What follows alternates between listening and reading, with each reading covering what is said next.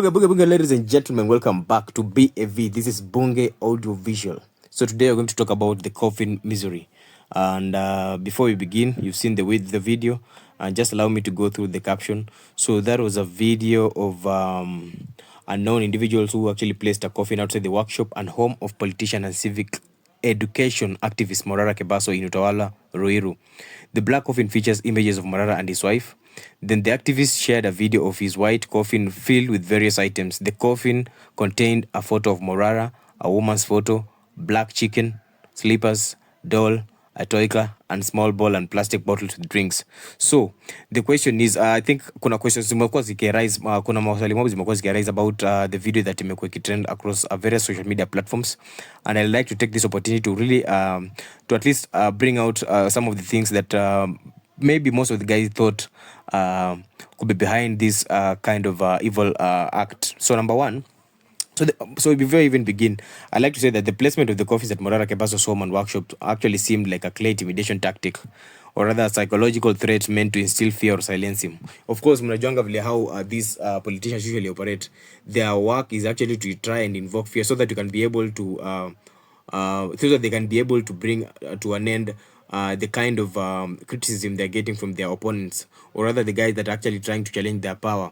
So, and I would like to also give a few possible reasons behind the video that you just watched. So number one, what I can say is that I think that might be a political warning or retaliation, because as a politician and civic education activist, Morara could be stepping on a powerful toes.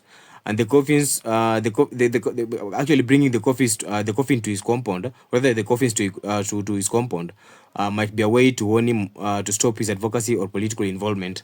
Then, apart from that, what I can say is that it might be a symbolism of witchcraft, because you've seen the kind of things that were contained in the coffin. We have been having the plastic bottles. We've been having some chicken parts. We have been so funny things contained within the coffin.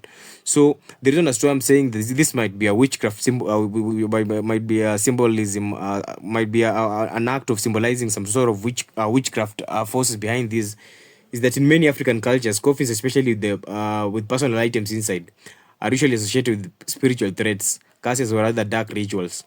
So someone might be trying to use fear tactics, making him believe that harm is coming on his way. So it's actually going to make him to restrain from doing whatever he's trying to do, so as to ensure that the guys in power, rather the guys in various political positions, are actually delivering to the citizens that they had promised. Sorry. Then apart from that, I also think that this might be a personal or political vendetta, whereby someone with a grudge, or this doesn't really have to do with the politicians. This might just be someone out there, like the normal borders walikuwa na momba some handout back then when he actually launched his civic education movement.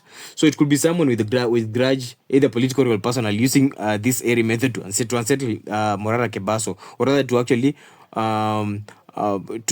to actually pull away, to actually interfere with his concentration, or rather his focus in whatever he's trying to pursue in his political career.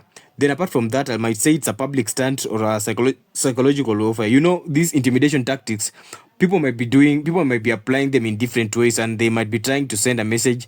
And by sending a message and ensuring that the message actually hits home, it means that they must come up with a strategy that works well.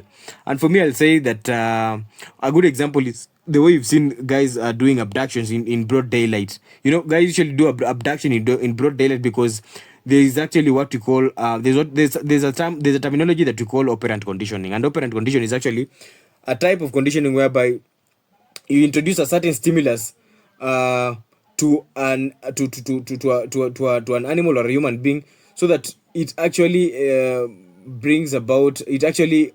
determines the way the human being or the animal is going to react in depending with the kind of environment it has been placed in. For instance, if you give a monkey a banana and you give another monkey an apple, then the monkey with the banana gets another banana. Then the monkey with the apple takes the banana instead of getting another apple.